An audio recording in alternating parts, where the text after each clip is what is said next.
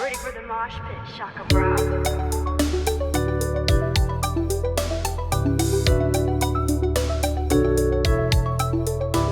What's up, everyone? Welcome back to StrangeCast Player One. This was Life is Strange Fan Podcast. This is episode 128. No sides, just episode 128. We'll explain that in a moment.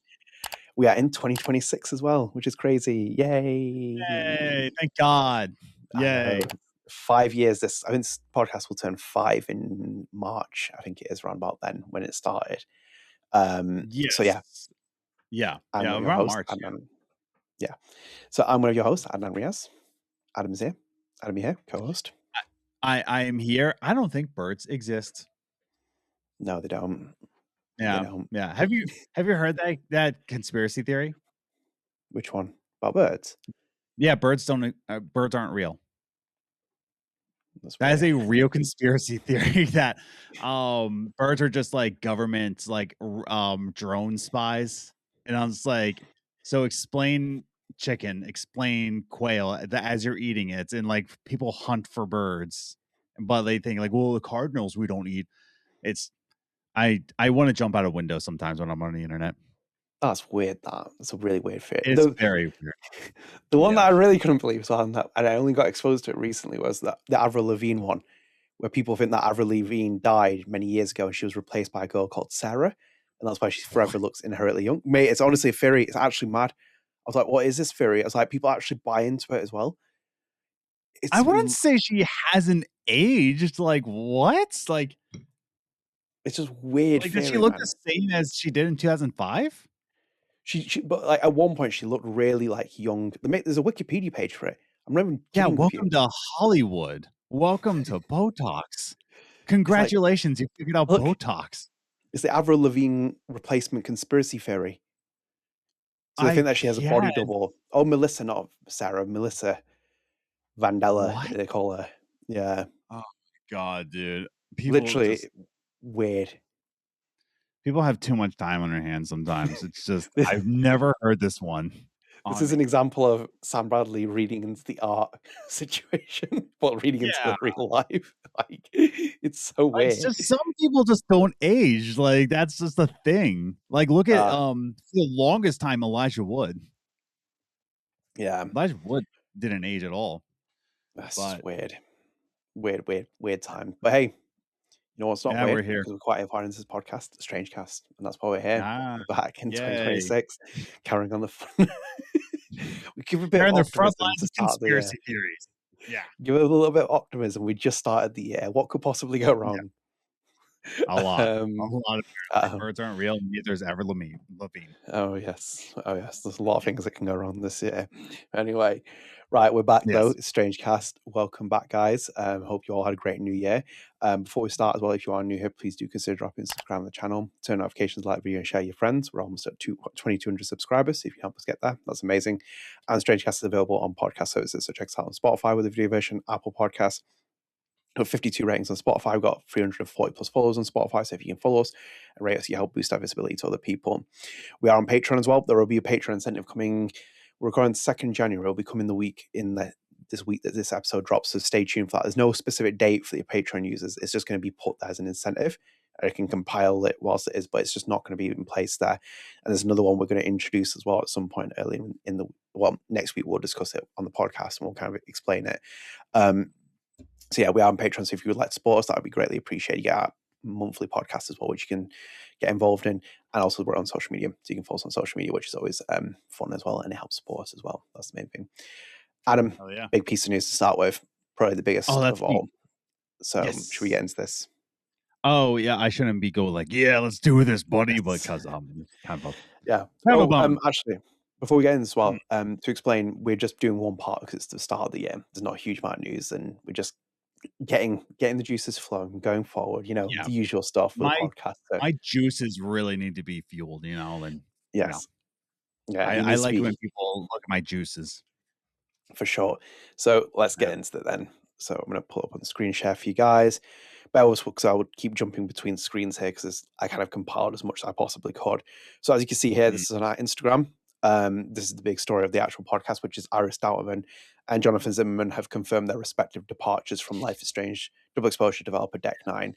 So obviously, if you're not well aware, Iris Dauterman was a senior staff writer at Deck 9. She worked on The Expanse, was a big part of the Frost team that worked on The Expanse.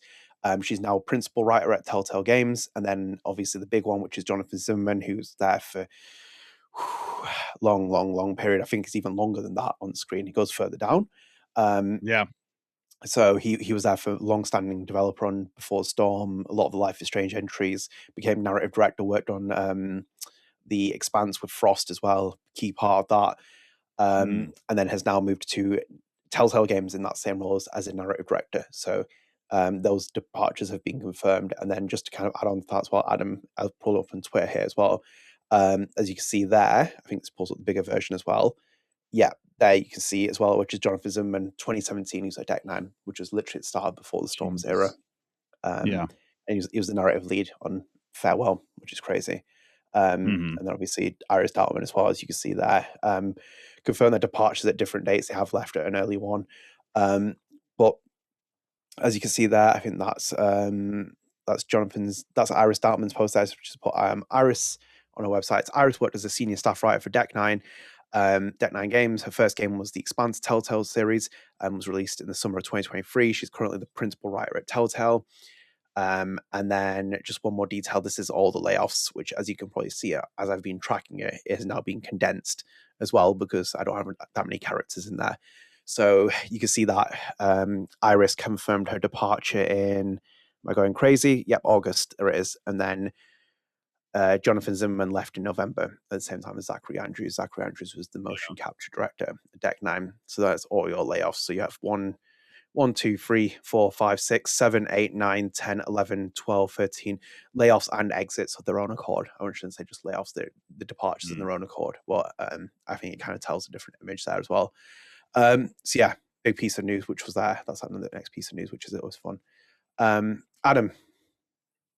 My question really is, where is Stefan Frost in all this? Like, is Stefan? Is it Stefan? Like, Stefan. Like, it's not Stephen. Yeah, it's not Stephen. I knew it's not Stephen. But I feel like we're laying off every key piece, and yet Frost is still there, and I'm just like, where? I feel like we need to check in on him, like at some point. It's like just saying like, hey, is everything cool, man? Like, are you okay? Because once we got rid of, do you think Stefan Frost is going to respond to you in terms of his personality? No, I don't think so. And that's what I mean. It's like, this is like, I guess, a call out to Frost if he's looking at this. Like, are you like honestly, like I'm just thinking about this, that we're getting rid of Pickersgill, we're getting rid of Zimmerman, we're getting rid of Zandrews, we're getting rid of like all these key people. We got rid of like all of the double exposure team, and yet all these people on our like our views over here still talk about double exposure 2, and I'm just like where it is in development, right? Like I think like I'll confirm that with like like Max will return, right? Like they have been where they've had focus groups where like it is in development from like what we're seeing like on public websites, right? But like where, dude? Who's making it? And the other thing I think about is just like so is Deck 9 still open? You know what I mean? Like what are we doing with Deck 9 at this point? It's just a weird time for Deck 9, right? What's even weirder, right? What's even weirder about like talking about their legacy going forward, right? They're only known for Life is Strange and the Expanse game. Is there any other game from Deck 9? Well, there were games before in the early stages when it's Idle Minds, but nothing that you really remember. Right. But like specifically Deck 9, like not Idle Minds. The other projects were canned, weren't they? The Walking Dead, the other ones that Frost was working on his team, they got canned. So it's just basically the one time where it could have diversified never happened. what's weird is that like now there's another Expanse game being developed that everybody's hyped about, and everybody forgets that Deck Nine made a very good Expanse game. So like in terms of their legacy, it's only Life is Strange games that people are very middling on at the very least. And then the Expanse game, which there's another Expanse game being made, they're like, oh man, this is the game I really want. And it's crazy to me that like these people with this much talent, like their legacies are just gonna go on the wayside, man. Like it's just, it sucks, dude. No, it's gone beyond sad to what I'm feeling. It's like, this is weird. This is just the weirdest, strangest Stranger Things have happened before. But this is the strangest studio shutdown I've ever witnessed. Am I right about that? Like usually studio shutdowns happen and they just kind of happen. This is kind of like a slow, painful death of Deck Nine. Yeah, but because there was a spanner in the works with Square getting shut down in Europe and North America, I think that was the spanner in the works because it didn't seem. Yeah. You have to remember those Square people didn't know that was coming either, because I think we covered Rihanna's reaction on that when she was on her honeymoon. She did not know that was coming, and that came out of left field. Like you have to think about it as well, because like that entire timeline had like that entire TV show announced. It was like, what happens there with that? Do they even can that? Do they give full autonomy to Dimitri Johnson and his team? Like, what happens there? Then, like, you've nixed your entire Western PR division, like, to kind of give, you know, a bit of exposure to like, you know, the portfolio of Western IP games you had. So it has been, as you said, it's been a systematic breakdown of the depth of the team, and it's the spine that's broken down. So it's like you think about Deck Nine's spine. The key developers, Zach Andrews, Web Pickers Gill, Iris Dauterman, Jonathan Zimmerman, Stefan Frost. It's like the spine has been cut across Deck Nine. When you lose all the key figures there, that's when the dominoes fall. Because like we've literally said this repeatedly since August. It was like when Web goes, it's like that is a big sign, because it's like you don't let a guy go who's been at Deck Nine for 10 plus years and he's like got the massive stature that he has. And you've seen the dominoes fall. Look at all the people who've been falling, and big figures as well, like Corwin and Zach Andrews and X person and Y person. Like that is a big sign of like a breakdown of a studio. And sometimes it does happen, Adam. Sometimes it does happen when you do like these people, like in the slow death painful ones. Other ones is just like you've been shut down and it's kind of like game over. See you later. Essentially, this is like, just a game. I'm seeing I'm just gonna call him Frost. I'm seeing Frost's LinkedIn. It's still saying director. He's still at Deck Nine, and I'm like, is this the vision for Deck Nine now that it's going to be Frost's company in the same way that we look at Todd Howard with Bethesda Game Studios? Like, is Frost now going to be that Todd Howard figure of Deck Nine? It's one, but then like you got rid of like all these other key people, but is that because they're starting to rebuild Deck Nine to be like Frost and everybody under Frost, right? Like we're getting a bit frostbitten. I don't know. It's a very confusing, and I just want to know, like, is Deck Nine going to be a thing, or is it just rebuilding? You know what I mean? That's the $1 million question. There's like a lot of options that can happen. It doesn't mean that it's just, you know, the studio shuts and it's game over. It could be that. It could be the studio closes. It could be you're reformatting everyone. So you're laying off a motion capture team. So you get rid of the motion capture studio. You either rebuild and make it a smaller team with Frost at the helm as a remote studio. So you're basically just working remote games, small games, because the license goes for Life is Strange and you have to work on other projects. There's about 10 or 15 variants that you could probably map out, which I've done myself as well with it. Basically, yeah, I think it's just basically the fall of Deck Nine in its full, you know, as you're seeing it, it's all unfolding. Like at least with like Don't Nod as well, for example. Don't Nod's not in anywhere near as good position, but Don't Nod, that thing that they did where they diversified their portfolio of games after Life is Strange, they tried to build for a future without Life is Strange, which is like you don't tie yourself to one game unless you're under the umbrella of a bigger studio, then like a bigger publisher, you're fine. So it's like, you know, when Horizon was being made, that was the first new IP from Guerrilla when they were doing Killzone for years. And Killzone died off. Remember as well, people want Killzone now, but the popularity just went plateaued after a little bit. And it's like, studios come and die depending on games, the popularities and the ups and downs and stuff like that. Telltale's another example of that. As you say, you're joking and not too recently ago saying, will we see The Walking Dead Part 2? And now you have Iris Dauterman and Jonathan Zimmerman both there. Sorry, The Wolf Among Us Part 2, sorry. So it's like, you have those two over there now at that studio. It's kind of like, hang on a minute, this is quite crazy to see it happens, but it doesn't surprise me. It doesn't surprise me. It doesn't. And now I'll put my hands up here. Shock me. Yeah. I'll put my hands up here. I'm not paying you the full truth of what I know.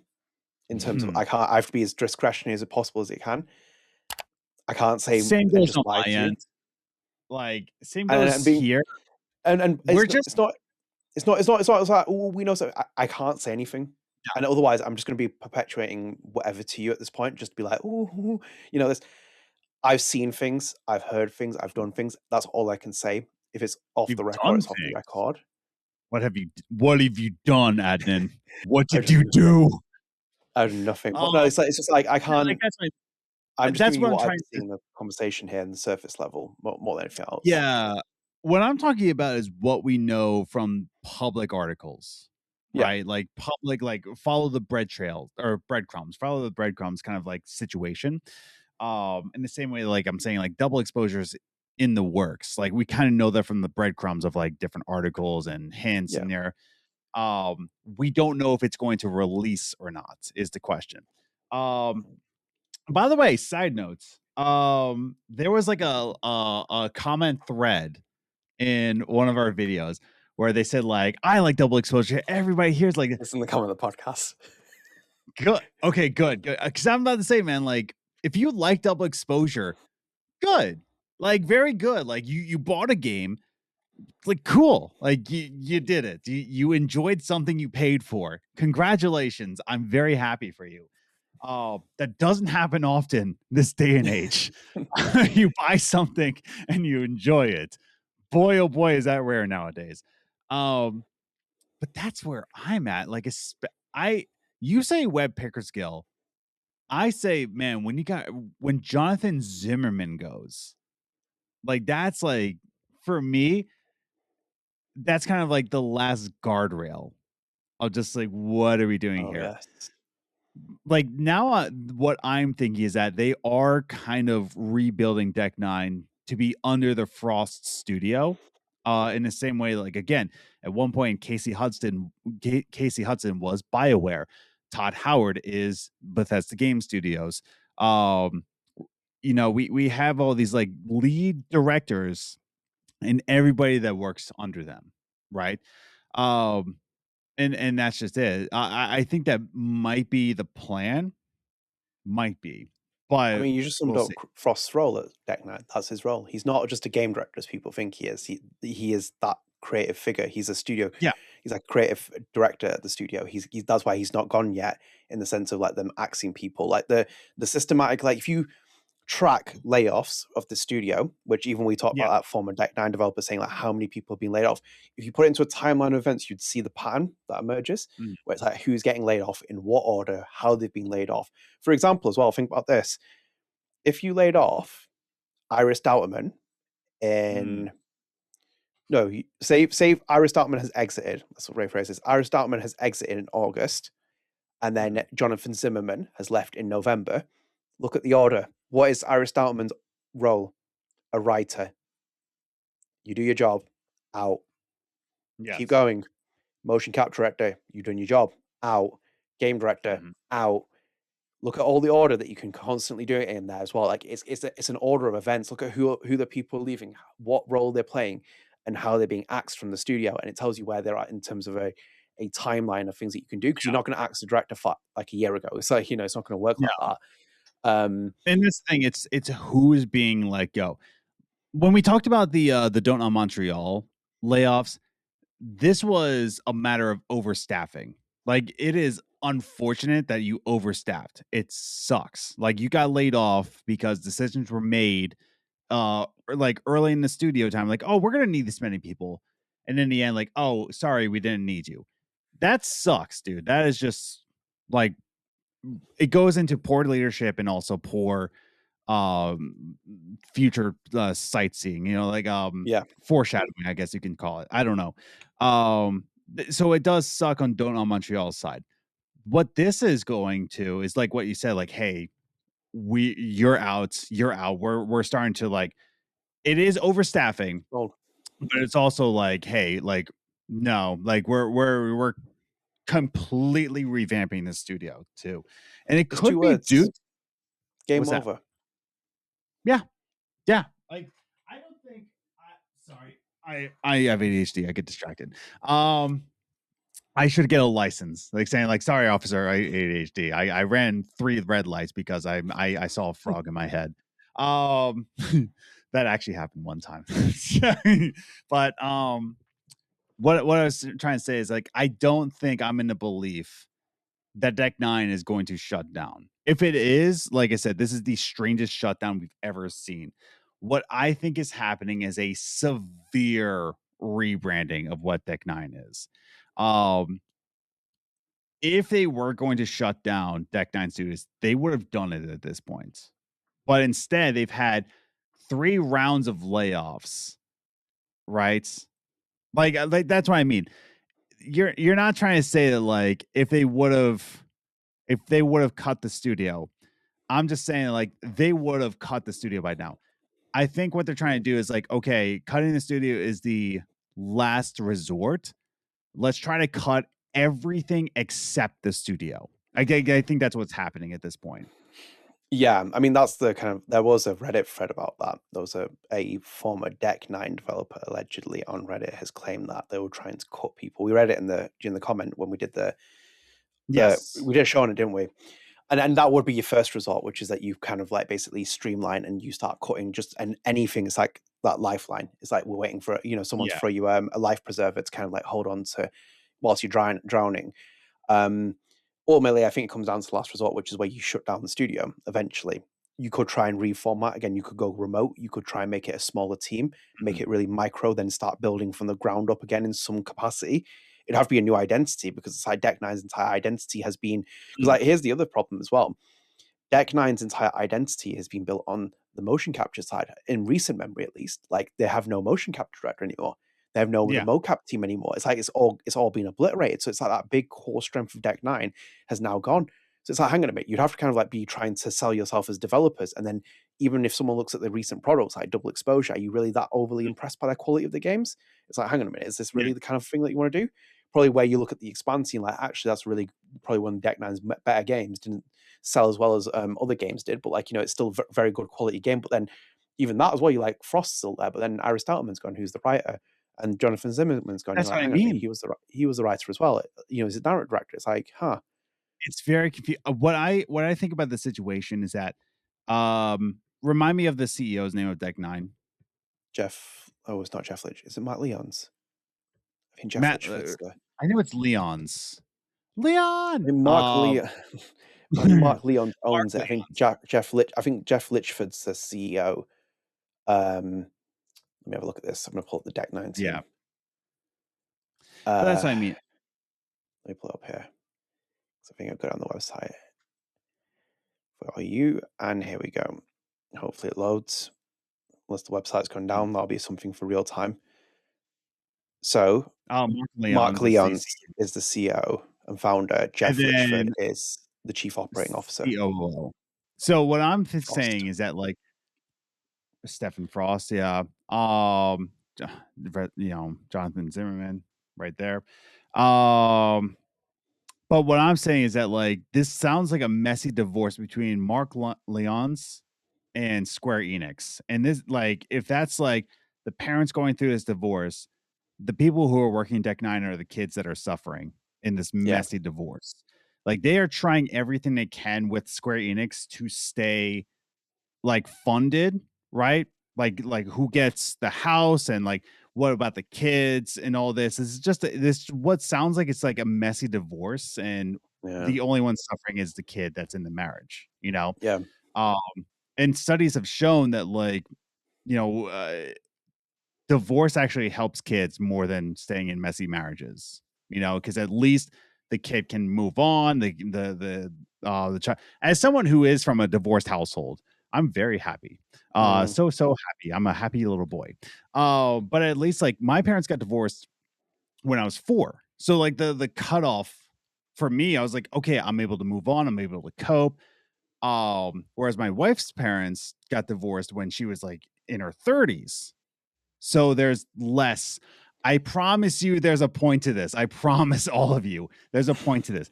But when my wife's parents got divorced when like she's in her late 20s to early 30s, like she has like a whole mess to kind of mm, cope with. What I'm saying is like if you just cut it off right now, like if you cut it off in the early stages and like shut down, people can be like, okay, we can still find something to do. We weren't in the middle of a game progress. We have our resumes freshened up. Whereas like right now, it's just such a like, do we have a job? Do we not have a job? Do we have a studio? Do we not have a studio? Like, or like what is going on right now? Like there is so much confusion that what do you do in this situation? Like there's less of a clean cut here, you yeah. know? There is no And clean it's cut. just It's been hacked to shreds. That's what it's been. yeah, Because it's like when you brought yeah. that example before about Dauterman and Montreal. So it's like you take Marion Pulio, who's been laid off, who's the principal cinematic Yes. director. Like Dauterman will lose that shine of the principal cinematic director style because it won't be the same as it was in Lost Records. But you would run for the hills, heaven forbid that like Michelle or Luke left the studio or something like that, because that's profound key figures leaving the studio. And you've seen the Mm. catalyst here. So it's like, well, for example, Webb going and Zach Andrews going and Jonathan Zimmerman going and Iris Dauterman pretty much said very explicitly in a couple of podcast episodes last year that if Iris Dauterman and Jonathan Zimmerman go or Stefan Frost go, run for the hills because it's game over at that point, because like you can't really replace that as it is. You're taking away the bigger key architects of the game development scene, where it's like you people who are directing, leading, projects, etc. But yeah, basically this is a messy project because I think that, as you said, the divorce has been on both sides. So it's like with Square Enix, they've had Yes. their soul ripped out. So it's like look at the London team, all over the place. Yeah. Like, did Lucy Hale expect to be laid off? Did Izzy Gagan No. expect to be laid off? Did any of those people get expected to be laid off? No. Square Enix sprung that, and it's going to be interesting here for Square Enix covering it because we covered the activist group last year, just at the end of last year, and they're going to keep increasing their stake. They're going to be like prying on Square Enix, being like, "What are you doing here?" It's like we're very curious about this now as well. It's like, are you going to deliver for your shareholders? This is the thing. I was watching an EA video recently as well, where it shows the EA revamp that they went through. Because you remember EA famously was like, here's an online passcode and you need to do this. And we locked things behind paywall. They were voted the worst company in America for 2 years running. That's EA above all these other companies. It's like, there is a big message that was sent there. And you might not like Andrew Wilson, but what he did for EA was unbelievable, but in terms of making it a cash holder like machine spinning for what it is. But with these guys, though, it's been a messy divorce on both sides. That double exposure project, you just don't understand how messy that was. Like that project, the development, everything else of it, and then the aftermath, as you're now seeing it as it's unfolded. Like as I said, there was no more direction. This was the direction. They put themselves in this path. That's why Adam says as well, where it's like, if you're making a sequel, dig your heels in. This was the path. This was the path. There's podcast episodes you can go and see last year where it's like we were like, this is the trajectory. This is what they were doing.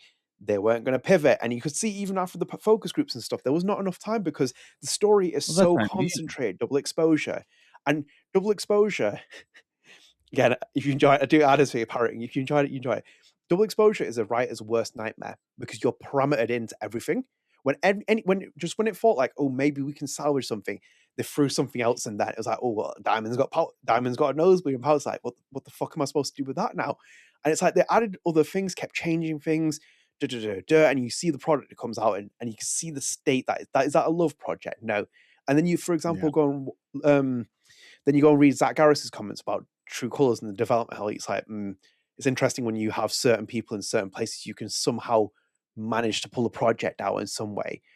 And it's like, it starts to paint some pictures about the development scene behind the scenes. That this project, the entire Life is Strange RP, they've burned all the bridges, they've buried it into the ground. They have truly, well and truly buried it. It doesn't even have to be me saying it. Anyone with any optics seeing this franchise, it's just literally, and it's been planted into the ground with everything. And this is where these are brand killers, these are destructive.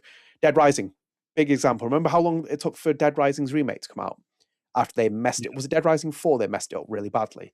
They sent it off like a railroad track. Was Dead Rising 5 something? Yes. No. It was 4. 4, I think they like kind of rebooted. Like that's how bad it was. Like, oh, it's a reboot kind of thing. It was Dead Rising 4. Yeah. Yeah, I remember that. And that's what I mean. Like, that's why I like composing for indie games, because I know those will come out. And this is just like such a mess, dude. Like, everything is Deck 9 is just it's a mess right now. Like, that's all we can describe it as. It's a mess. It's one of their own undoing as well. It's both that undoing, and there's also from climate and the market as well, which has gone really sour for game development studios and stuff. But they did not plan for the long term. They did not think about this. At one point, they had 3 motion capture directors. They had 3 performance directors. They had Sylvie Gregory, who was doing auditions and whatever else with it. It was also doing the VO and stuff like doing for the remaster collection. She did most of that as well. Webb was a motion capture director. Zach Andrews was a motion capture director. Why are you not rolling out the mocap business there? Why are you not doing it there? Obviously, I seem like a genius by admitting it now, but I was like, why don't you think about it then? You were leveraging talent there. You could actually start doing projects like that. Maybe start putting those initiatives out rather than just doing it as a last roll of the dice moment to kind of get the 100%. get the motion bring it. So yeah, interesting though. I'm interested to see what happens with Iris Dauterman and Jonathan Zimmerman going to Telltale Games. That's interesting because like still Telltale. Like, we can see Telltale again. What's going on there? I don't know, and I would like to know, because I like Telltale, but what are you gonna do? It's just a mess, dude. Yeah. Do you want to go into? Oh, I was gonna say. Yeah, because I was going to say, well, this is why like Dispatch, which I think it's like sold 3 million copies or something. I saw it something recently. It's like, but that game needs more though. We need to see like a consistent conveyor belt of games that come out. It's the same with Clare Obscure. This could be the next spark of the next era of video game industry, where it's like we get these kind of like certain titles to do it, but you have to maintain consistency and do it over a period of time. Like Dauterman hasn't been able to do that. Life is Strange and Vampire, it's his own successful titles. Even with Deck 9, like how many has it had successful? How many did look at the death spiral Telltale went on? I remember that. I remember watching the quality diminish. I was buying Telltale games at release because I really enjoy these. I remember playing Game of Thrones. I was like, oh. I was playing like Batman. I was like, oh. And I was playing Tales from Borderlands. Very poor. Second season was probably even. I think the second season was even worse than the first one. No, and that's what I mean. I think we're gonna come into an era where people can experiment again. I do. I think we're gonna see weird games again. I think we're gonna see more risks being taken. This with Deck 9, I don't think it's gonna be. I don't think it's gonna go into that route. I think they're gonna be in the safe route still once this whole rebrand happens. But future of games industry, which dovetails into our next topic, which is a much more lighter note. I think we're going to be seeing a very bright future in video games. Just this is another divorce in the games industry, Yeah, and I hope Frost stays employed. Frost is a friend of the show. I would like him to stay employed. He's a very, very talented developer. It's actually quite crazy that we're in an industry where people like that aren't getting gobbled up by different studios. He's very, very talented. Like, go and watch the interview. Yeah. I think it kind of speaks volumes for himself. I think he's very, very talented. I think, like, again, all of them are as well. Like, it's a absolute travesty for me to see Zach Andrews and Webb Pickers get out of jobs in the games industry, who are like really, really, really exceptional motion capture directors and directors in general. So it's just mad for me that. Yeah, it's brutal. It's brutal. I think like this is again. I think maybe I'll go down to another topic at some point down the line for us, but it's just not. Yeah, I think this is game over in the most, and it's not something that I kind of like mourned this long time ago. But it's like, you can see the writings on the wall. Essentially, I think it's like what the studio turns into. That's the different question. If it turns into just assets, or it's do we keep the studio intact whilst we support the game when it comes out, and we back it up with extra stuff and stuff whilst it's happening?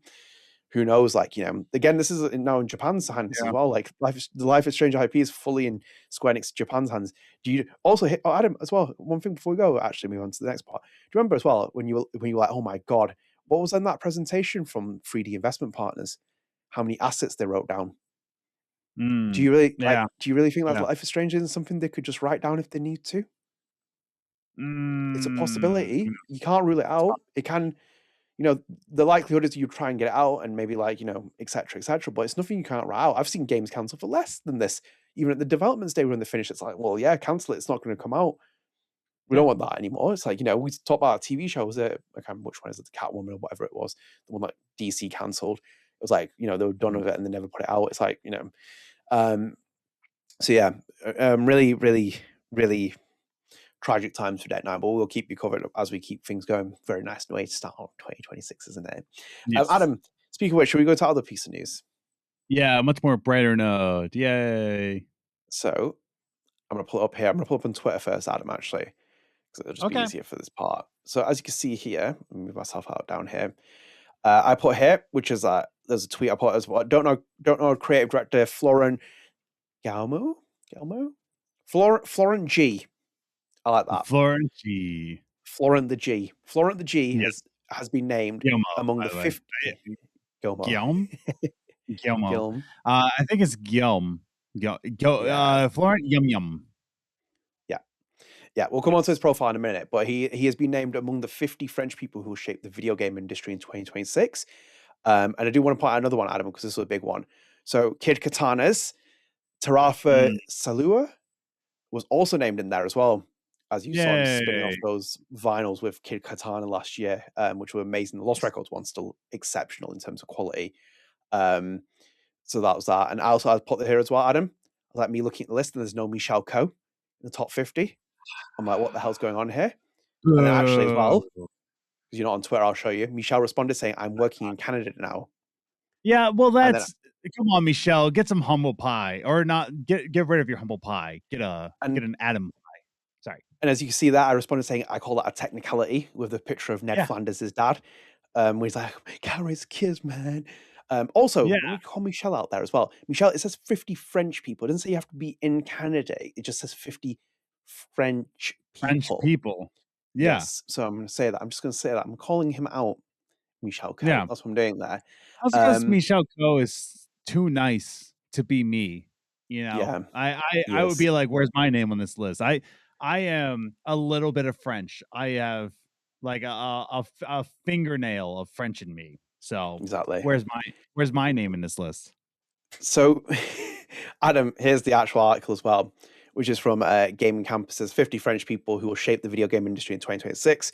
Who are the women and men who will shape video games in 2026? Directed by Jean Zaid and supported by Gaming Campus. Let's say that.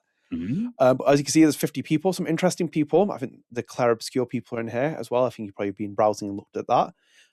We'll come on to them in a minute. As you can see there, your boys. Yes. Lauren Testard and Alice. We will and thank God they put in Elise into this list, not just L'Oreal. Thank God. I guess so. That. Yes, 100%. They need to keep. They need to just call her a co-composer. It just makes more sense at this point. Like, L'Oreal, props her up. Yeah, that's actually something I really liked as well, because I went back and watched some of the Game Awards as well. And when he went on stage, he took her up with it. I was like, yeah, you should. This is the both of you that really collaborate in this project. But as you can see, a lot of French people in here, and obviously we're going down to too many French people. If you ask me, there's never no such thing as enough French people. One as you French can see, person is too many French people.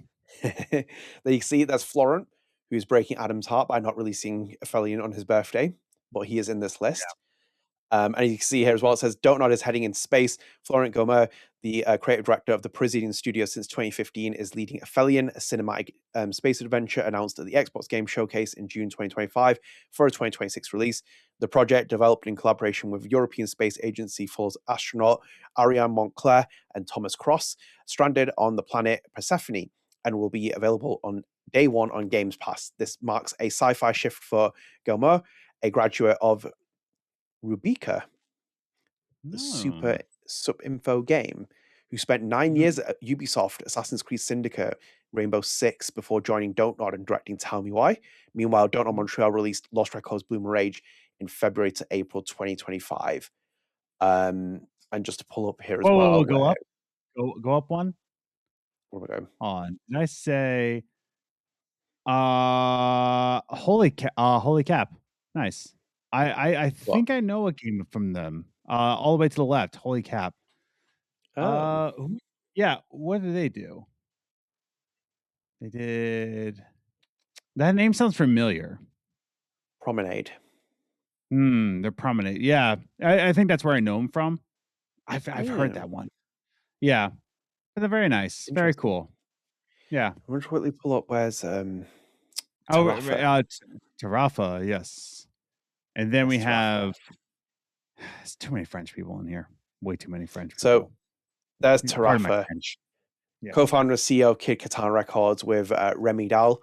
Tarafa Salua has over 15 years of experience in the music industry, having started his career as an artist before dedicating himself to publishing heir to the Mutant Ninja Records label. Kid Katana, based in Paris, and has positioned himself as a specialist in video game music with handcrafted approach, supporting studios with musical direction from the initial concept, producing meticulously crafted vinyl records, and releasing limited editions. Their impressive catalog includes soundtracks for Teenage Mutant Ninja Turtles, Shredder's Revenge, The Last Spell, Jusant, Under the Waves, and Our Saloon, which you also have two of those vinyls. You have the Jusant one, and you also have the Lost Records one. I do. Which I do have that. Both very good quality. So yeah, very cool though to see them on this list as well, and especially with Florent as well to be on this list. The 50 French people who changed the gaming industry.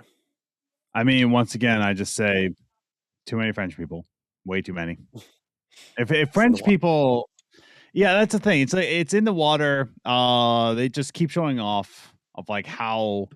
By the way, where is the game director behind Expedition 33? Where's his name? Is he?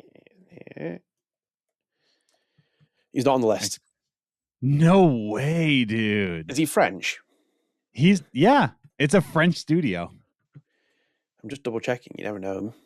Yeah, he used to work at Ubisoft. Like that, he is very French. Broche. Yeah, he sounds French. He's not on this list. That's crazy, dude. It's because he used AI. That's what happened. Okay, Jesus Christ. Yeah, they're based in France. Even and that's the other thing. Like, it's crazy that Broche isn't on this list, but Lorien, if you look at interviews with Lorien, saying like, oh, I bet everyone's calling you to compose for other games. What's next for you? He goes like, maybe I'm being called. I don't know. It's just very much of just like, I'm very tired. I don't know if I want to be a game composer, because he composed this game over the course of 5 years and it's 8 hours. He is tired, dude. So yeah, it's funny that like it's a lot of like, oh yeah, it's massive concert. Massive for them, Alice and Lorien. Look at that. Behind the phenomenal success of Clare Obscure Expedition 33, Sandford Interactive's RPG with 5 million sales and 12 Game Awards nominations lies a soundtrack that went viral. Lorien started a 30-year-old self-taught composer discovered on an independent music forum, created 8 hours of music for his very first video game score. At least crazy. A soprano? Yes. Do you know what a soprano is? Is it like the show? It's exactly. Yeah, she is a mobster from Lyon. There we go. Knew it. That's why she's not paying on the credits. A soprano from Lyon, trained at the CNSMD, National Conservatory of Music and Dance in Lyon, lent her voice to the soundtrack and became the 4th most streamed French female artist in the United States, according to the Billboard France, with 333 million streams worldwide. As symphonic tour with the orchestra Seru began in Lyon in October 2025 before a world tour in 2026. That's Jesus Christ Almighty. That's crazy, truly hit on another level. So yeah, a lot of big ones. I can't believe Michel Coe has been snubbed from this. He should be on here. And again, Broche not being on this list. Like, the composer's on this list, but Broche, who is the game director behind it. Okay, Quantic Dream is on here, but not Sandfall Interactive. That's crazy, dude. Yeah. Like, what is Quantic Dream doing? They had that Star Wars game that was announced, and then just like... They announced that multiplayer game, didn't they? Which was really weird. Yeah. Like, what are they doing? Meanwhile, Sandfall is just like taking awards left and right, and he's not even on the list. That's crazy. Yeah. But what are you gonna do? But I'm glad Florent That is on. MOBA has been in development for 7 years. Yeah, isn't that crazy, Jesus. dude? Isn't Oh, that crazy? Man? doesn't feel like a Quantic Dream game, but at least the outside of it. Oh yeah, Julianne Mora. That's look. Yeah, look at that guy. Yeah. Yeah, that's nice. But yeah, Florent is a very nice gentleman. I had one interaction with Florent, and he is very, very nice. So I am gonna say that yeah, I cannot wait to see what he does with the games industry. But it's a very good honor to be named as one of the greatest cheese eater to be going after the games industry. One bottle of wine later, and you're out in the streets making games Yeah. for the future. So good on you for baking pastries and also making games. So good for you, French people. Glad Also, you can. Mhm. funny you talking about this. Thank you for this. But I'm going to call Emmanuel Macron out here as well. Like, you were there, like, jazzing up Clare Obscure, getting like wins at the Game Awards and nominations. Why was this man Yeah, not dedicating something to Michel Coe? Michel Coe was nominated. Does he look like a well, joke like to you, Macron? but that's what I mean though about like Broche not even being on the list. Macron was like praising the studio, and Broche wasn't even on this list. What's happening? Like that's so wild to me. Like you have President Macaroon. That's what he is. President Macaroon. Oh my god. Yeah. Well, congratulations, France. You're winners once Yeah. again in our books. So I'm getting this podcast banned in France, calling you out, Emmanuel calling you out. Macron. Me and you in Yeah. the Octagon, 1-on-1 for disrespecting Michel and not saying his name. Being like, shout out to Lost Records team, those French people that are making this game in Canada. That's why he probably did it, didn't he? Because they moved to Canada. Yeah. Because they moved to Canada. He's That's like, not I'm cool. not.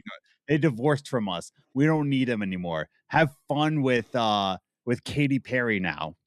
Have Exactly. fun with Katy. Yeah. So weird. I still can't get over It's that. so Like, weird, dude. It really is. It's the weirdest. It'd be like Yeah. it'd be like Shakira dating Matthew McConaughey or something like that. No, that's be normal, wouldn't it? It'd be like do you remember Shakira.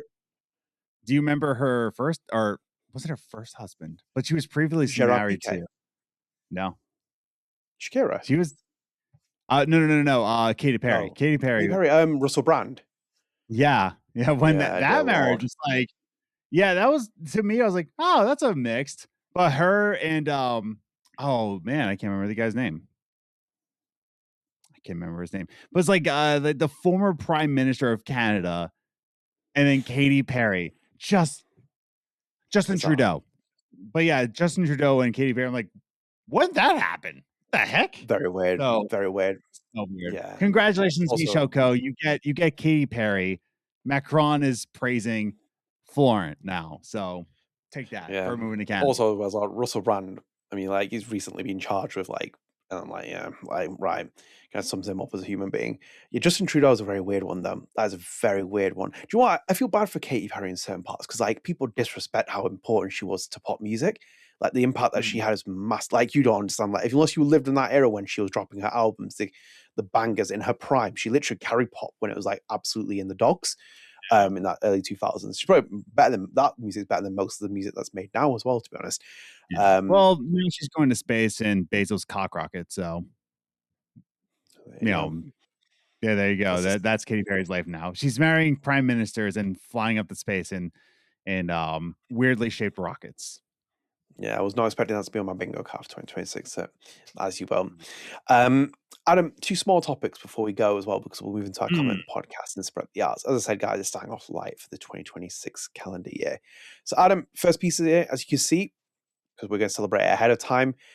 It feels like 10 years went on forever as well for us, but as you will. So, as you can see here, we're now in January. That means that Life is Strange Episode 1, Chrysalis turns 11 years old later this month. 11 years old. 11. That's crazy to me, dude. More than some people. Yeah, I remember I was still working at GameStop when this game came out, man. That's just super wild to me, man. Like 2015 was a different time. It's just a different time. That's all you can really say. Because if you remember, this came out during the time that Star Wars was still hype. You know, Star Wars like at its like, whoa, we're coming back, baby. And like that's the different time we were in. So very Crazy cool. times. Yeah, crazy was that when times. The Force Awakens came out? Force Awakens came out 2015. Yeah. Yeah. I warned you all. I warned you all. I was warning you there, my subconscious saying those films are going to turn out to be something else. I warned you. And it was still hype though. That first movie came out. We're like, oh, we're back, baby. We're so back, baby. Yeah, dude. But this was during the period. This was during the period when they started doing the reboots, didn't they? With everyone, it was like, oh yeah, and Michael Myers has come back, and oh, Jamie Lee Curtis is coming back, and it's like, oh, who's going to come back next 20 years later? Oh, you know, David Arquette's coming back with Courtney Cox. Halloween came out 2018. That reboot came out 2018. Yeah, but I mean, this was starting off though. This was the trend that started, wasn't it? Where it's like everyone started to do it. It's like, oh yeah, we'll bring back Linda Hamilton and Arnold Schwarzenegger. It's like, oh Jesus Christ. Yeah. But no, whilst that was happening, Michelle Coe was making this game. At the same time, this game came out in the same year as Metal Gear Solid 5, The Phantom Pain, and Tales from the Borderlands, and God knows how many games. What a year that was. Great year for games. Again, like working in GameStop in 2015, wild ride, dude. Such a wild ride. That was fun though. It was fun working in GameStop during that time, dude.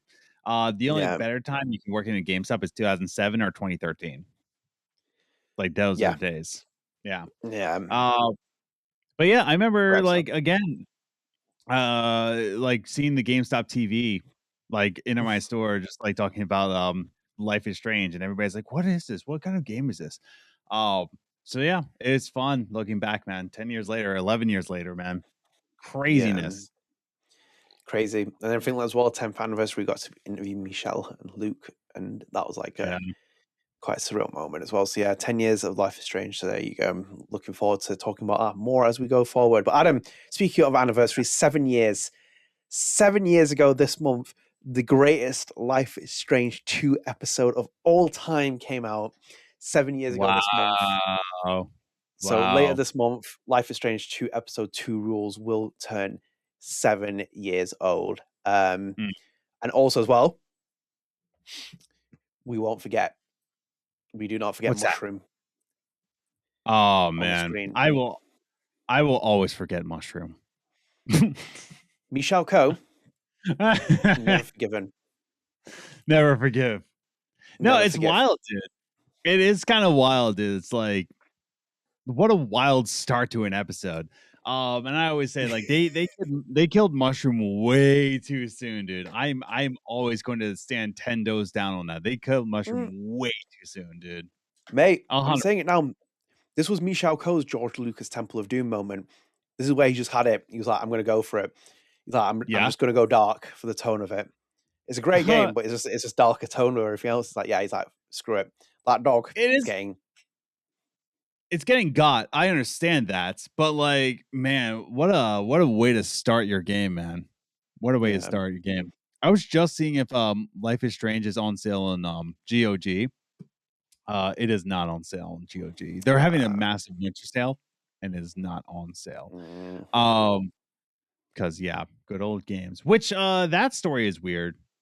The selling of GOG. Oh yeah. Weird. Like it's being sold but not being sold at the same time. Like it's kind of weird, but it's like fine as long as it's not going to the Saudis. That's great. Okay, one less sale to the Saudi Arabian government, so good on them. But back to Life is Strange 2.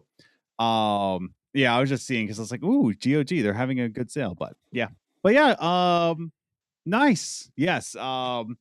Episode 2 rules.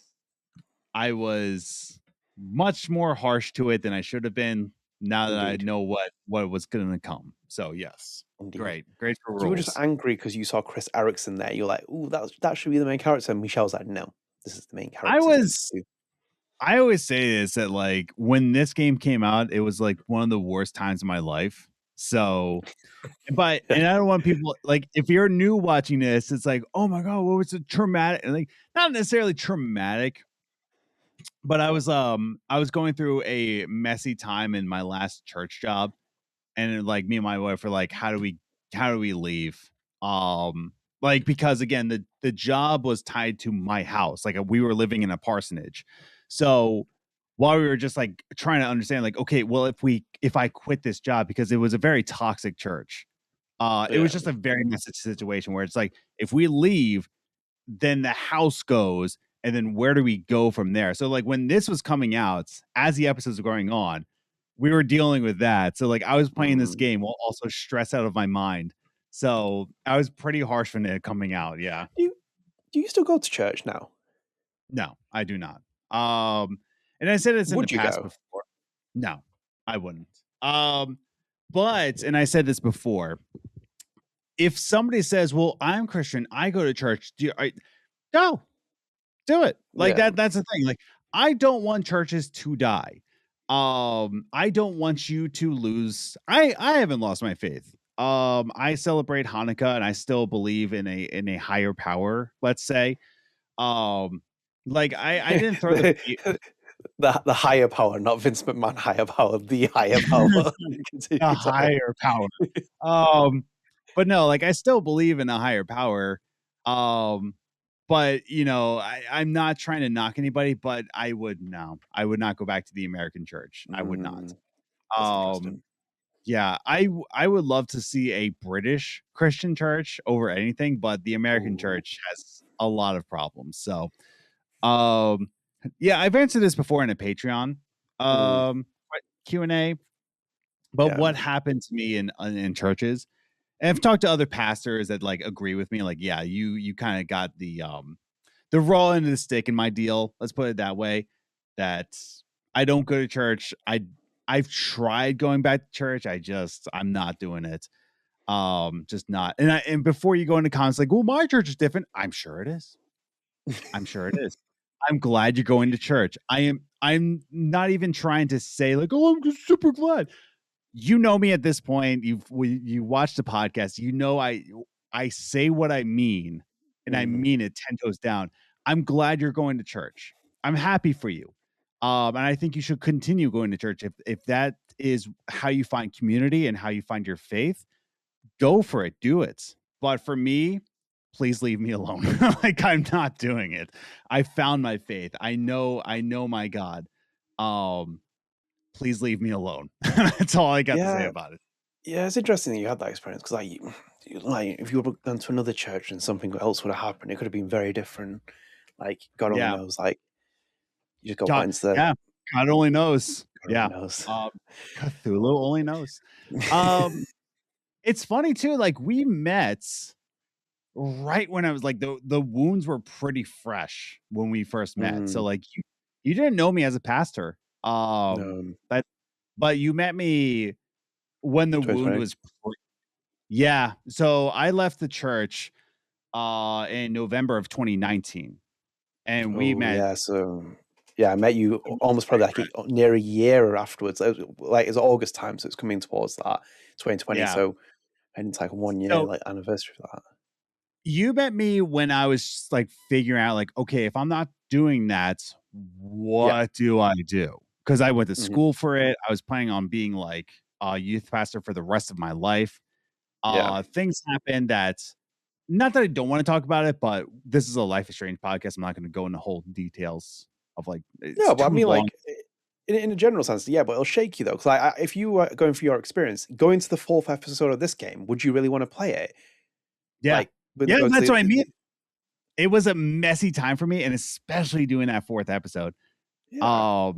It was. I was very harsh on Life is Strange 2 because of my life circumstance, and I think that's the effect of like how you feel about games entirely. Like, do you love games? Like again, I love Halo 2. I love Halo 2 because it came in the time of my life that I was not freshly.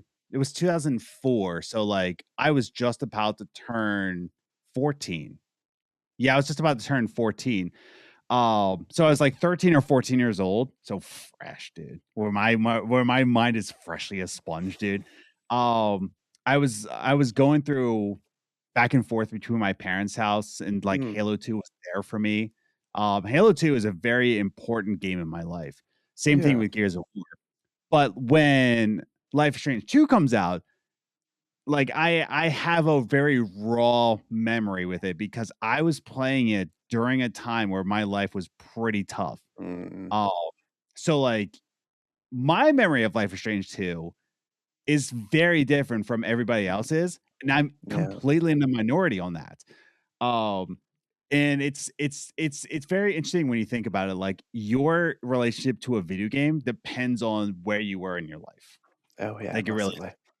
and that's the thing. It's not about objectively speaking. It is about where were you in life. Because a lot of time, like a lot of people who say they liked Halo Infinite, either are lying to themselves or they were in a very good place in life. Yeah, Um, but yeah, no, it's interesting to think about it, especially episode massively. 4. Now, yeah, now that now you say it, like episode 4 of Life is Strange 2, when I was playing it during a very toxic church situation. Um, it's very, very interesting. You Yeah. you, you wouldn't you because like for example, like if I put the South Park episode when Butters gets sent to camp, and you wouldn't find it the same way I would, because like it'd be so different, because I'd be like, oh well, that's actually like what they're doing there. It's like it's obviously underlined with a very smart like tone. You'd be like, well, Adam, you okay? It's like, yeah, I'm just Um, thinking here whilst I also will laughing, but say also there, like, I saved a couple of kids going to summer camp. Let's put it. yeah, I fought pretty heavily on that. mm, Uh, of going to a summer camp, pray the gay away kind of camp. So yeah, it happens, dude, and I hate it, dude. I hated it. Um, and then they're like, "Well, how do you vote Democrat?" Like I grew up in a very ultra conservative family, and I was a pastor. Like, but you vote Democrat. I'm like, yeah, I was radicalized because I grew up in an ultra conservative family. And I yeah. was in the church for 10 years. So I'm very radicalized. Your point about when you play a game and how you play is a big one. It really does impact you. Like you might not think it, but Yeah. subconsciously, well, like think for example, you think if you played Life is Strange as well, and you played like a quite a linear experience in it. Think about someone who's had like mental health issues and like suicide ideations, and then goes into that Mhm. second episode and that hits. It's like literally like disclaimer, disclaimer, disclaimer. Be like, this is going to be something that was really triggering, and it will be triggering. You'll never be able to experience it in the same way as someone else. And Yeah. this is my FYI reminder as well. There's always someone to talk to. Please do talk to someone as well if anything Yeah. you are going through those kind of periods. But like you said with this experience, that's the first thing I remember when you talked to me about Life is Strange 2, because I was like, that was one dot I connected where I was like, he mustn't really have liked it because of the fourth episode. I was like, it's going really deep down into like Yeah. cultish pastor territory. And we're not saying that everyone like from the Christian faith is like that, but that does happen in America. Those pockets open up with people I can who, say from experience that happens. It 100% that kind of stuff happens. I'm not saying even half the churches do it. I'm talking about like there is a 10% margin that yeah, there's churches out there that do that thing. Maybe 10%, but that's 10% too many that mm, does stuff like that. I would say like 90% of the other churches are just like regular old, like, the hell are you talking about kind of churches. So, yeah, um, may I also put it on record on the internet right now. I hate Max Lucado. I think Max Lucado is the lamest Christian writer to ever exist. That tells me you've never read anything by N.T. Wright. You've never actually read C.S. Lewis. And you're like, oh, I love Max Lucado. Man, screw Max Lucado. Honestly, dude. Like, such a watered down Christianity that dude writes yeah, about. So, before you read Max Lucado, please read Miracles by C.S. Lewis, or even The Abolition of Man by C.S. Lewis. Read anything by N.T. Wright. Literally anything. It's like a piece of fruit. Can't go wrong with fruit. Pick anything by N.T. Wright. You know, yeah, um, who is a British Christian. So there you go. yeah. N.T. Wright is a British Episcopalian, I believe.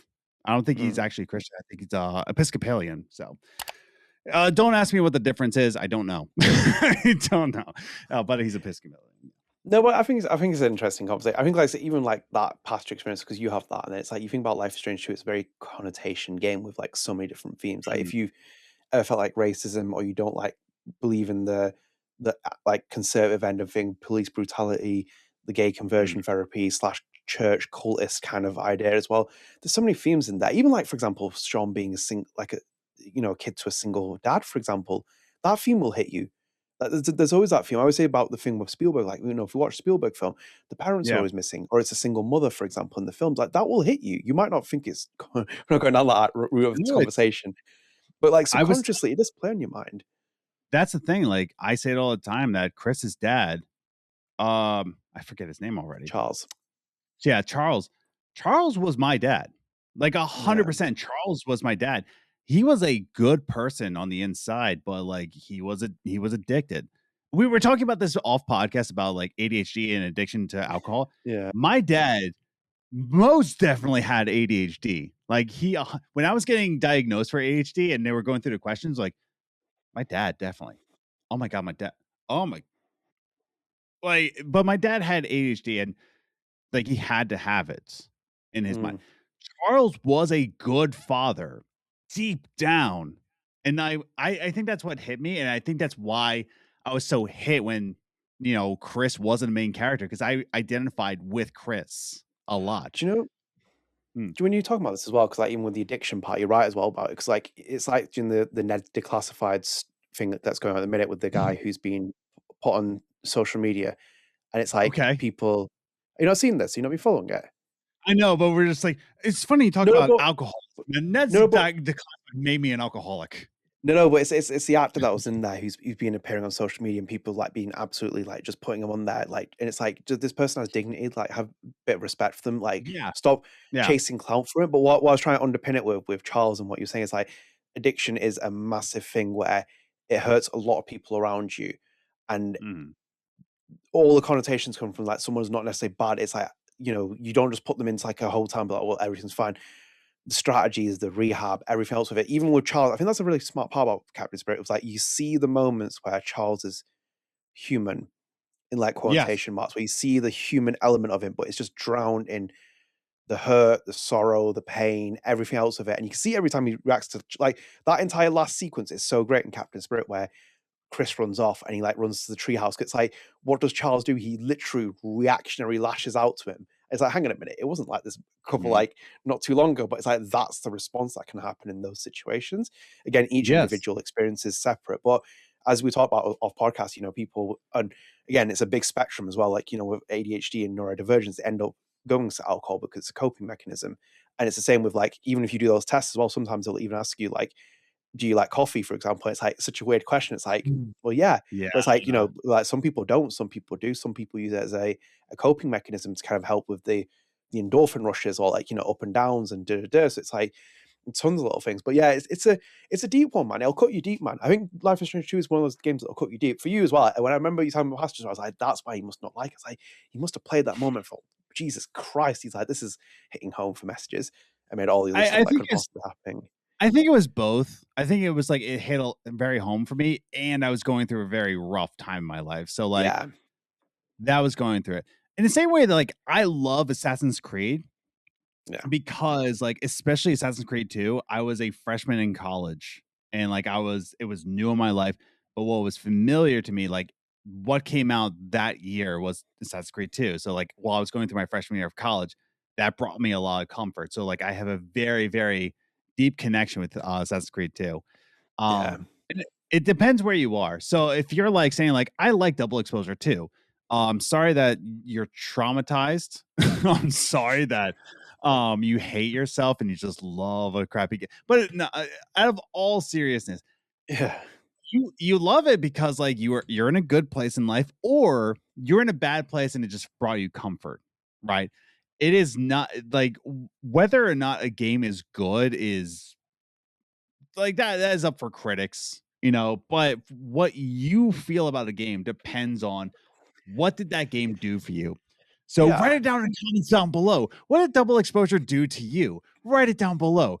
Me, it made me eat a whole pizza and hope I die of a heart attack. That's what Double Exposure did for me. What did it do for you?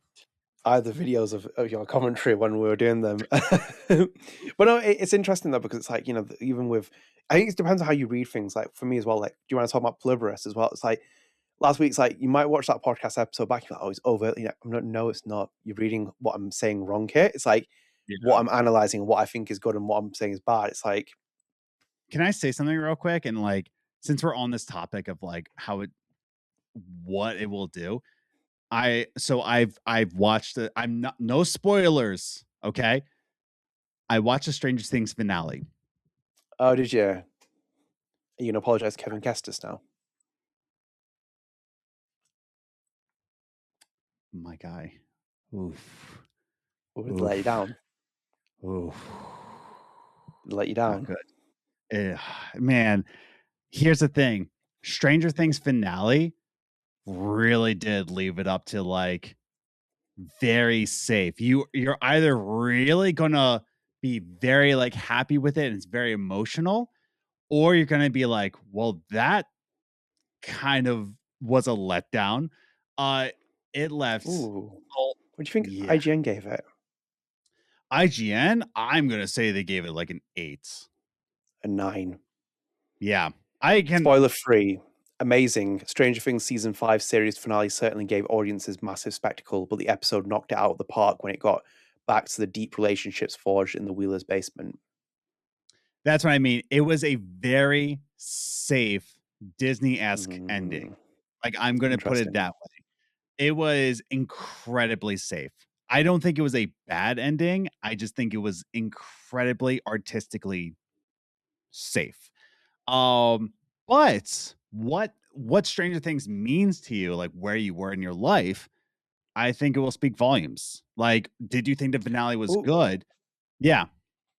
Actually, Adam, this might relate to you. So, Layla Laffett of Empire Online gave Stranger Things season 5, volume 3, a 3 out of 5 review, writing, "Big, heartfelt, and impeccably made, Stranger Things' finale is solid, but oh so safe, favoring comfort and closure over terror, devastation, and the boldness its mythology promised." That is pretty much how I feel. Right. I don't think it was like, man, that sucked. It was just like, like I feel like because it was such a big phenomenon of a show and Yeah. with and it took 10 years to make. I don't think the Duffer Brothers really had a choice then to make it a safe, like everybody loves it kind of ending. Do you know what? When you say it as Yeah. well, I think this is what hurt episode 5 polarized when Life is Strange 1 came out during the 8-week windows and stuff, because they gave too much time for people to make the. I remember seeing theories and people like, this is the Yes. risk when you start releasing things in like big periods. People that were lost, for Yeah. example, it was like theory heaven, and it's like, and the Yes. expectations like, oh, and it didn't deliver, and it's like, depends where how you go in. Again, depends on where you are, how you are, and how you go into something. So it's like with Yeah. you've like slowly picked yourself back into it, and then you've kind of gone with that Kevin Kestis expectation of like, oh, I really enjoyed it. It's like, oh, actually, I'm starting to enjoy it, and it's like got to the finale, like, oh, and it's like, Yeah. ooh, like constantly we up and I down, think like in. I think Kevin Kestis will think it's a good ending, because he grew up with it. Like that is quite literally that is Kevin Kestis's. Like if you're Gen Z, that is your childhood, right? Mm, And so I think like leaving it off in a safe way. I'm not trying to say like, oh, it's for children, right?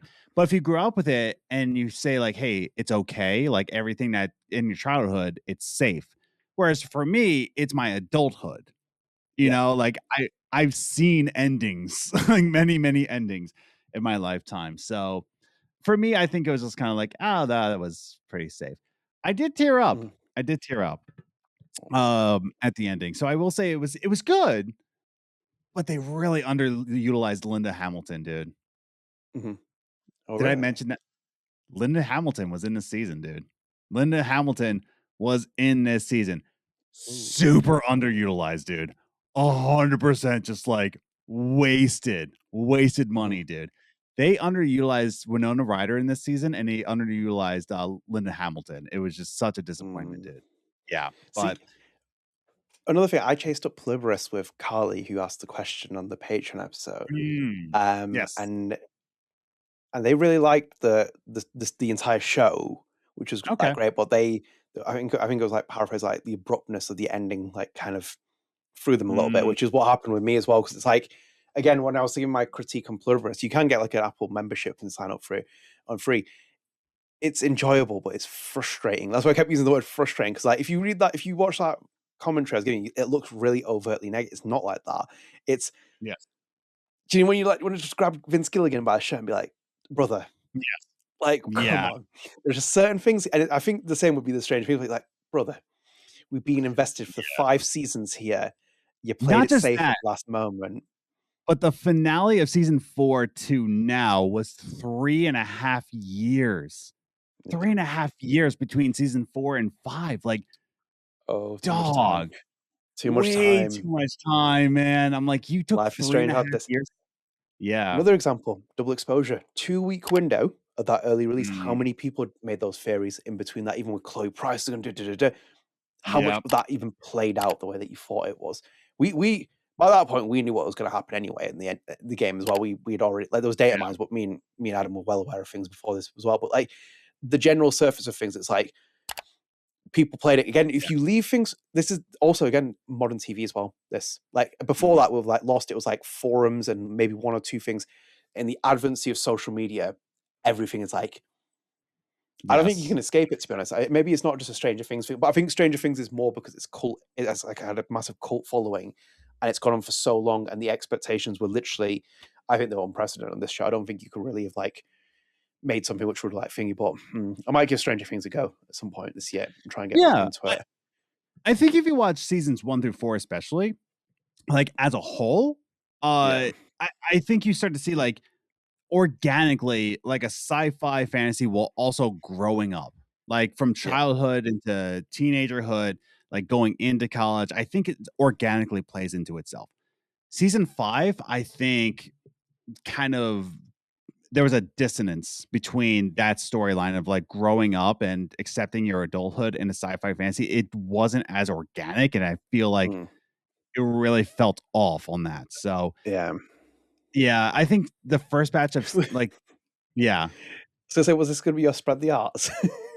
No. I have a different spread the arts. I'm actually pretty excited to talk about this, but no, I just wanted to talk about that. I'm like, I did watch the finale, and I'm like, too safe. Fair enough. Yes. Fair enough. Right. We're going on a bit of tangent. We definitely run over on this. So let's go into the comment of the podcast and we'll go from there. Yes. So obviously for this one, we've got River Acrobat 2001 from episode 128 side A. This is part of the big thread that Adam was saying. And they respond saying, it really wasn't just me who liked DE1. There were a good number of players who did enjoy what we got.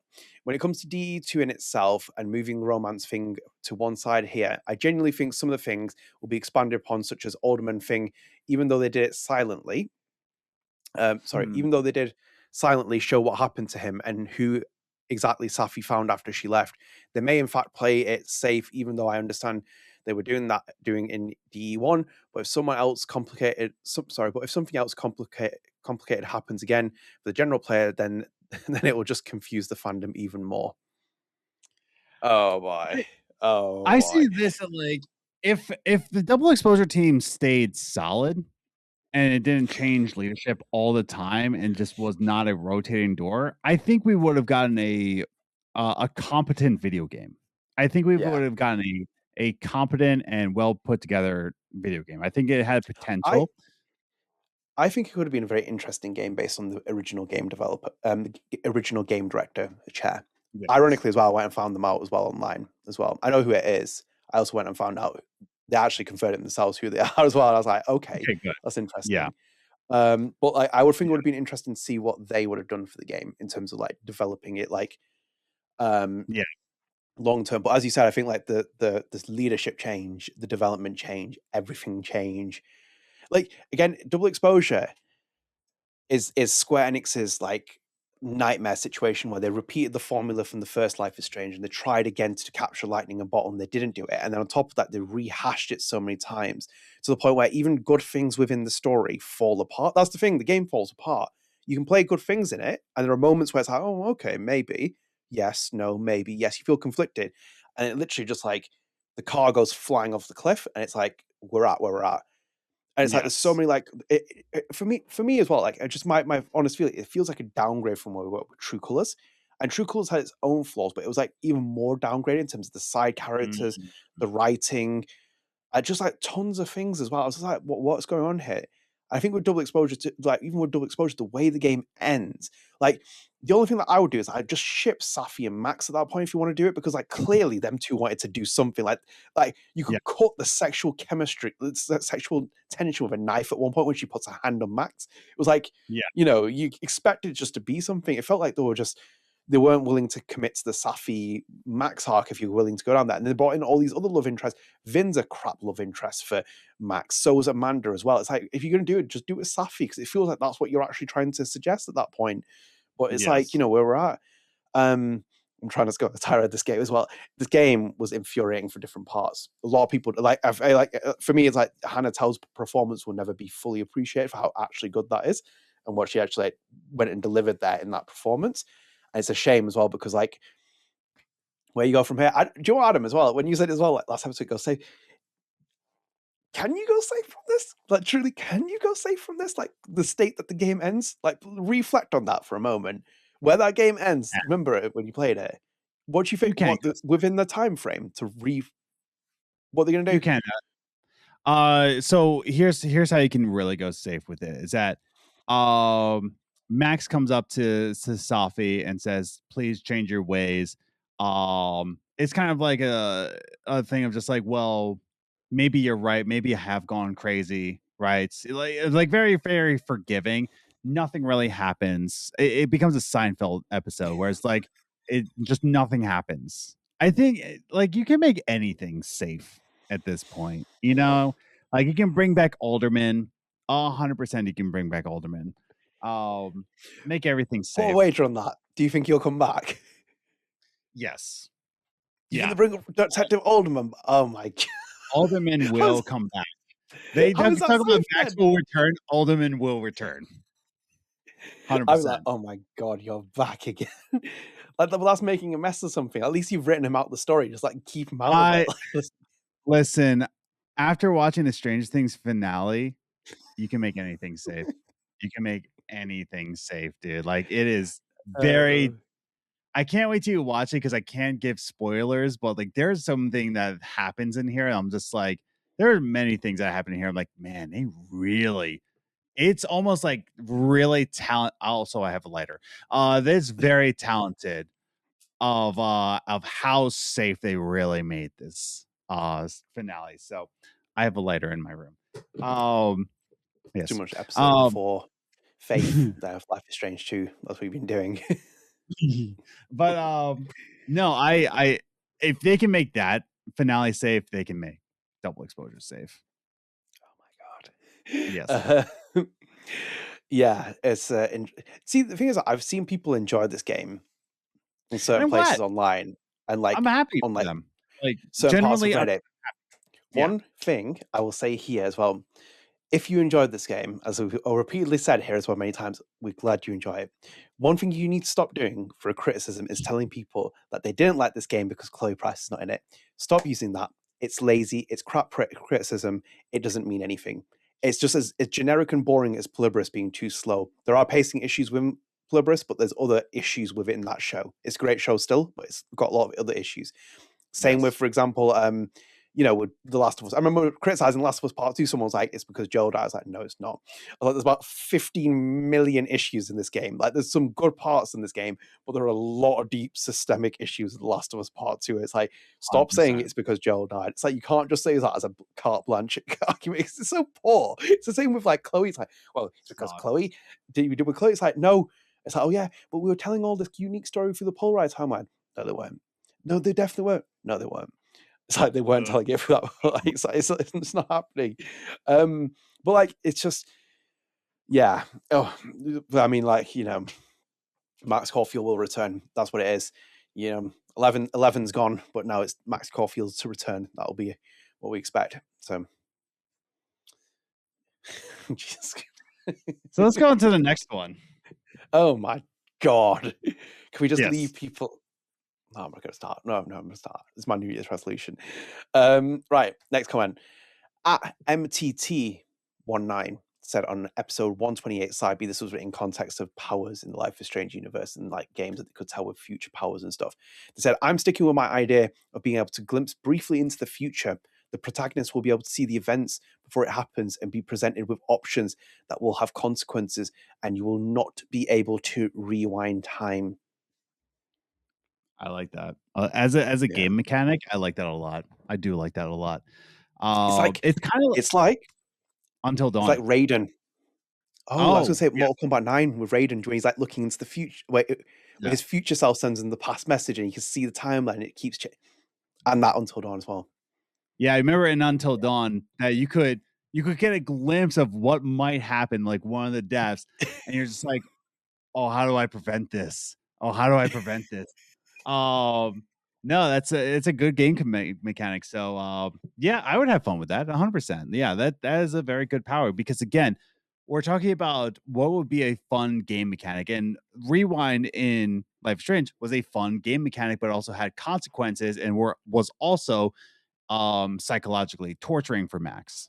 So this being able to glimpse briefly in the future, it goes into indecisiveness, which is, you're traumatized. So like I can't decide anytime. So it's also a fun game mechanic, but also goes into the depths of like the character. So you have a Biff Tannen hotel with Max's face on it with a cigar, and she's smoking. That's what she's done. She's got into the future, grabbed the future sports almanac, and changed the future for herself. Or even Jack the Ripper has come back from there. That's the other one. She's jumped in time and found the new Jack the Ripper. Yeah. Peak fiction. Yes, 100%. No, cool idea. I like that. I like that again. That's an evolution of Max's power, for example, where you could fast forward in time, like not just playing. Just that is not an evolution of a power. I'm sorry, that's just not an evolution of a power. You have to keep it within the realm of what a power is, isn't it? Like imagine if we wrote Captain Jack, right? Captain Jack has the power of, I don't know, like he could shoot laser beams from his eyes, right? And then his evolution of his power is that he can control weather instead. It's like, hang on a minute, how do these two things connect? It's like, right? It's like you jump from two different powers. It's the same with the splitting. It's like, okay, I get the kind of pretense of how you're doing it, but it's not an evolution of her powers. An evolution has to be, it's still in the box, that power. Like, come on, man. Yes. In itself, though, good comment, good pick. I like that one. So, yeah, thank you for the comments, the podcast. If you do want your comment featured on the podcast, leave it on here, because we'll be picking 2 out, because we're not doing the side B this time. So, just leave your comments here and we'll pick them out for the next episode of StrangeCast. Adam, spread the arts. What are you spreading? So remember when we said that like there was criticism back in like 2016 with like I hate everything, and like I mentioned Angry Joe, right? Joe, yeah. I was like, man, we don't really have commentary that gives disagreements with like that also makes sense. So I was recommended through Struthless this one channel, and I gave him a go. Man, you know what?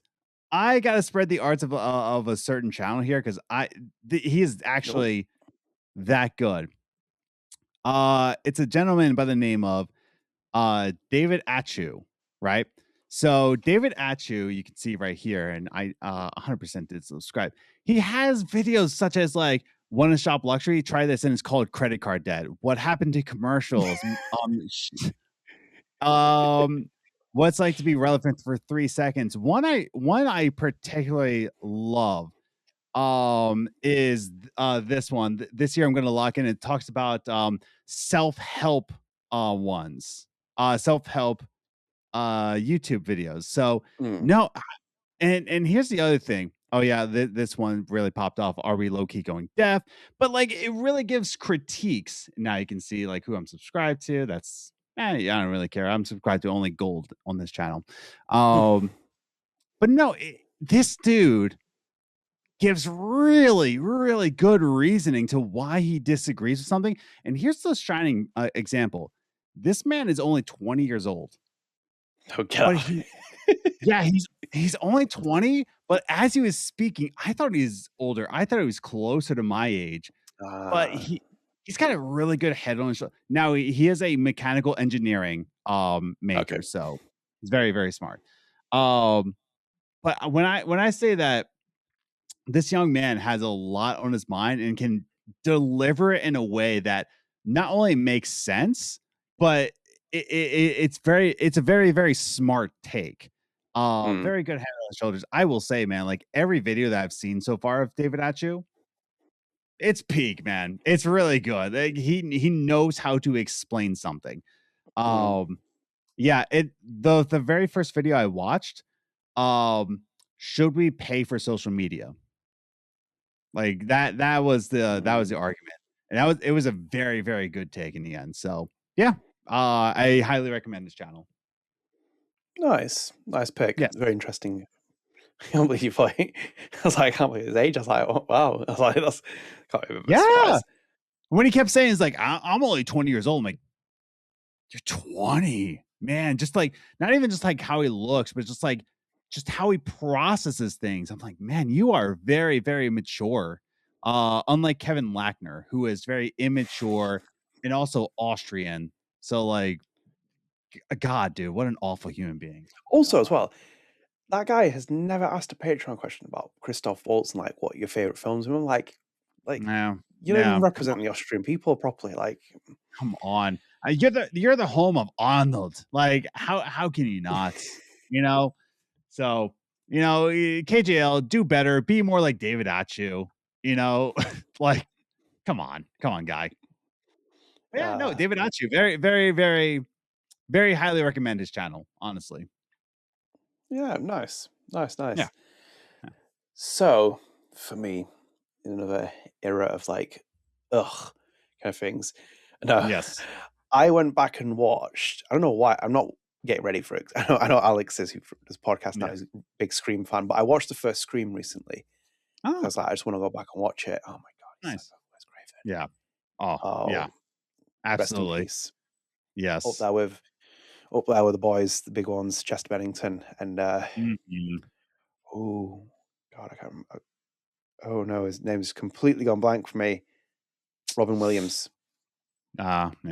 Yeah. There was asked on Wolfden podcast. Somebody said like, "Well, who's better, Alfred Hitchcock or Wes Craven?" And Wolfden was like, "How dare you even ask that question? Like that is like not even a question, man. Like that's apples and oranges. You know, like these are two geniuses. You think it's Hitchcock over Wes Craven?" Yeah, as like a full-on blown, like Wes Craven's obviously a great director and unbelievable what he did for it as well. But like as probably the great, if you're talking about the greatest directors of all time, the conversation would probably start and end with like Hitchcock, Kubrick, and Spielberg for me. They'd be the ones which would like define that.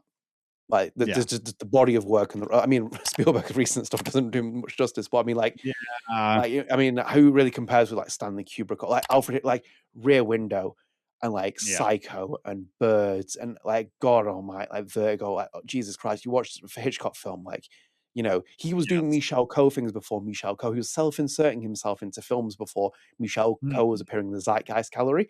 It was like he's a genius beyond anything else. I mean, like in the conversation between Hitchcock and Wes Craven, Hitchcock would smoke Wes Craven, but it's like Wes Craven is still a very, very, very, very incredible director.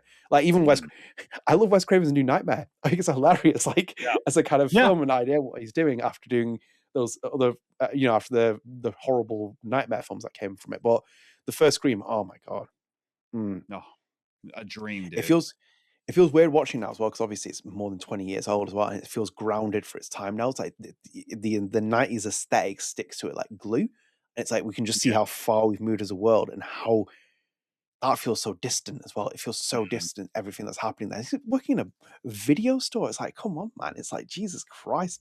It's like, how do we go this far? It's like, but no, very, very good film. I really enjoyed it because I want to watch Scream 2 because I always think that Scream 2 is very underrated from Wes Craven. Oh, God, yeah. It's very much Scream 2 is fantastic.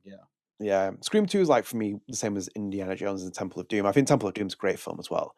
I need to rewatch that as well. Like that's an unbelievable Indiana Jones film, really great and stylistically in tone and stuff. And even it has one of the greatest Bollywood villains of all time, and it was Puri in it. It's like that's so crazy that they had him as the villain in it. It's like unbelievable. It's all about a crossover. So yeah, Scream would be my recommendation as classic. If you never watched it, oh my god. Temple of Doom was Temple of Doom was one of my comfort movies when I was technically homeless for 10 days. Jesus Christ. Why do you watch things in like really like awkward times? like, that's great. Do you know what as well? What's interesting about watching Temple of Doom is Kiwi Kong? Kiwi. Oh, what's his name? Short round. Kiwi Hong. Oh man, I can't remember his name. Yeah, Kiki Well, Palmer. talk about his like, because you did Everything Everywhere whatever All it's at called. once. Everything and he- Everywhere All at Once. What an amazing film, dude. and the Amazing. career trajectory of like literally Yes. falling out of Hollywood after being a child actor, trying to just shuffle along, winning the Oscar, because that was the year that was that year Brendan Fraser won. Yeah, Brendan Fraser won his Oscar in that year, so The Whale won in that year, and he won as well. And it was like two success stories of like coming back into Hollywood after being like basically ostracized for like many years. Brendan Fraser's story is like heartbreaking. I did say I was going to watch The Whale. That's my films for the week to watch next week coming. So I'm keeping my New Year's resolution to watch something new every week. But like, I remember watching The Mummy as well. That was classic with Brendan Fraser, and he was in Looney Tunes as well, which is always a great film as well. Yes. So yeah. Also as well, do you know what as well? This is kind of blows my mind. So What's weird. that? So I was watching the Space Jam clip. Do you know when Daffy Duck does the thing where he comes out with the outfits on as well? Where he comes down the ramp Yes. of Yes. And I was tweeting because I put it for the Lost Records, like, this is me with the insert coin, the brand outfits. Is like when the insert coin Lost Records stuff drops. I put the tweet out of the video, and I rewatched it. I was like, wait a minute. I was like, is Duffy Dennis Rodman in that outfit? I was like, oh my god, he is dressed up as Dennis Rodman. I was like, dude. I was like, oh my god, and I only realized after watching The Last Dance, because obviously I'm not American, so I didn't watch the Chicago Bulls every week, so I don't. But The Last Dance summarizes very, very good. Yeah. That was an interesting documentary. Again, that's so weird though. That imagine, for example, if you were a teenage Chicago Bulls fan, like you are now adult years, and you probably have a kid, and you want to take them to watch the Bulls or something. It's like, the dynasty's over, man. Truly, one of the greatest dynasties in like sports history. Just. But one of the only logos that have never changed. It's the same logo from sick logo as well. Yeah, the how do you Bulls logo change is that? so iconic. Yeah, you can't change that. It's iconic. It's Yeah. iconic. It's like the Japan logo. You just change the color a little bit. And be like, there you go. There's change for it. It's been an absolute fortune to change it. But yeah, Scream's my pick though. So that's it.